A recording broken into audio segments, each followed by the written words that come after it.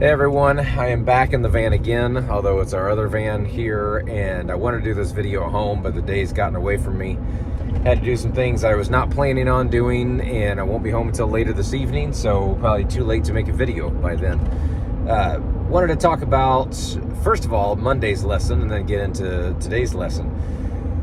Monday's lesson was, both of them were talking about money, and Monday was specifically just introducing the idea of talking to your kids about money. Maybe their future incomes, whatever job they're looking at doing, what their income is going to look at in those jobs, and maybe looking at a few different income levels depending on which job they want to choose, and maybe they're debating between a few different ones. And then some of their possible bills that they're going to be paying, and just weighing those out and saying, just talking about the idea of, okay, if you're going to go into this profession, you're looking at an income of X. This profession, the income is a little bit higher, but you might have to go to school for a little bit longer, or you may have to do this, whatever that is. And then the bills that they're going to be paying. And just talking to them about the idea of money. And when I say the idea that they're going, again, they're going to have some income, they're going to have some bills, because a lot of kids come out of school and don't really pay much attention to that until they're in debt, and sometimes until they're in too much debt, and then they have to work to get out of that. So talk to your kids beforehand, so maybe they're not getting into that debt. Today's lesson is going to be, or is on, what to do with income. So if we can start these good money habits when in our kids, if we can start them in our kids when they're young, then we can build those habits so they don't get into that debt when they're just getting out of college, and again get swallowed in debt, and just again take years and years and years to get out of it, and wasting way more money on interest than what they need to be doing. So what I try to do, and I get it that these things can be difficult as an adult. I have 7 kids, guys, 7 kids. That food every month is borderline ridiculous. And we try to grow some food at home. It's not much. We have raised some chickens for meat. So we're saving a little bit on meat. I do hunt some, so I'm saving a little bit on meat there. But it's still a lot of money to pay for food for 7 kids, and of course us. And then it's like we always have kids over at some point, so we're paying for even more food. And it's totally worth it. I'm not saying that's not worth it, but it is expensive. So I understand how, as adults, it can be tough to do these things. It can be tough to tithe 10% and then try to save 10%. So I'm not saying it's not difficult. But what we try to do with our kids is 3 things. They have to set aside their money in 3 ways. And this is when if they're just given $5 from a grandparent or something, we don't do this. But if they make money through an income, sometimes they do a little bit of work for me and I pay them. And then my 14-year-old just got her first job. I think she just got her 3rd paycheck. And every single paycheck, she has to do this. So first off, they have to tithe 10%. We are Christians. We do believe that tithing 10% is what you should be doing. That it is more so, it is not our money. It is God trusting us with whatever money that we bring in. So we are given back 10%, and we're given the first 10% of what we make. Next is saving 10%. And a couple years ago, we came back from a vacation. I was talking to my daughter. We were just finally setting up their investment accounts. They had money in savings accounts, but we hadn't put into their investment accounts yet.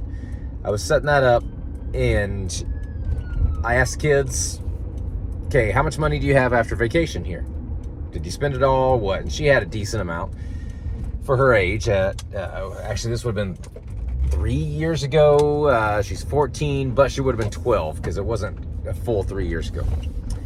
And she had a couple $100 or something, and at 12 years old, she doesn't need a couple $100. So I talked her into maybe putting a little bit of that into her investment account, along with what she already had saved up. So, but she asked me, she's like, Dad, what am I saving this for? What am I going to use it for?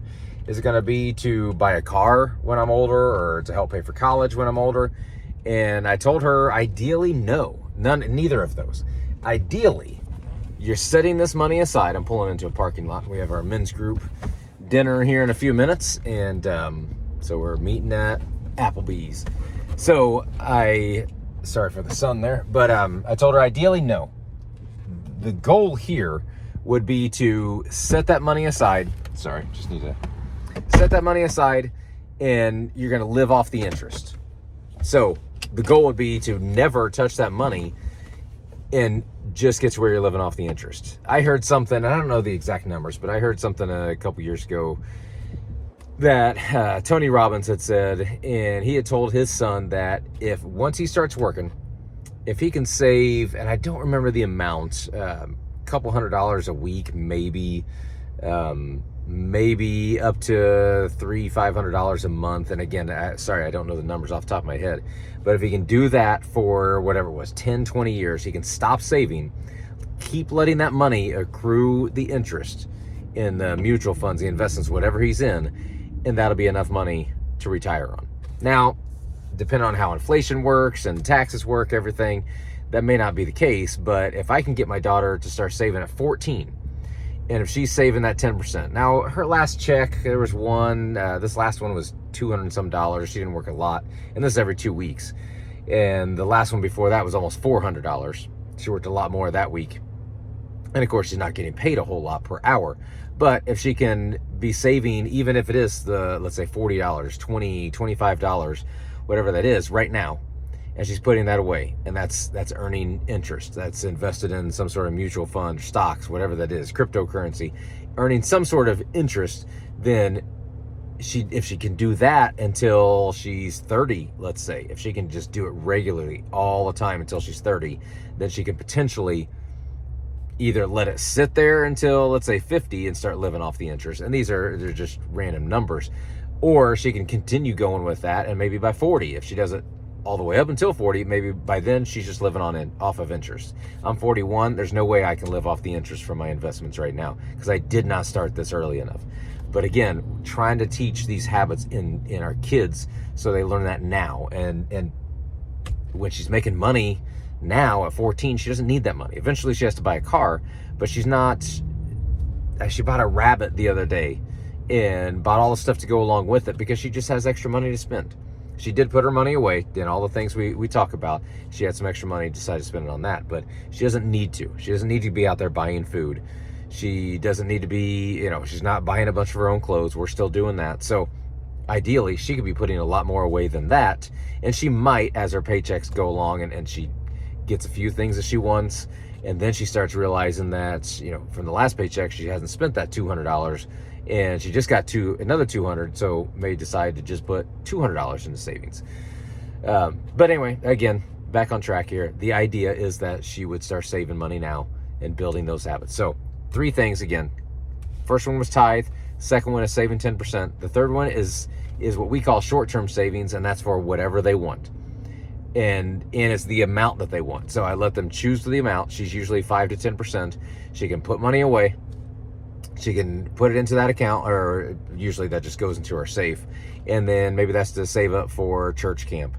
Or maybe, again, that rabbit that she wanted to get. She could have pulled some money out. She didn't need to, but she could pull money out for that. And just whatever they want. Her son, he was saving up. He ended up having 100, 150 or something like that in a short-term savings.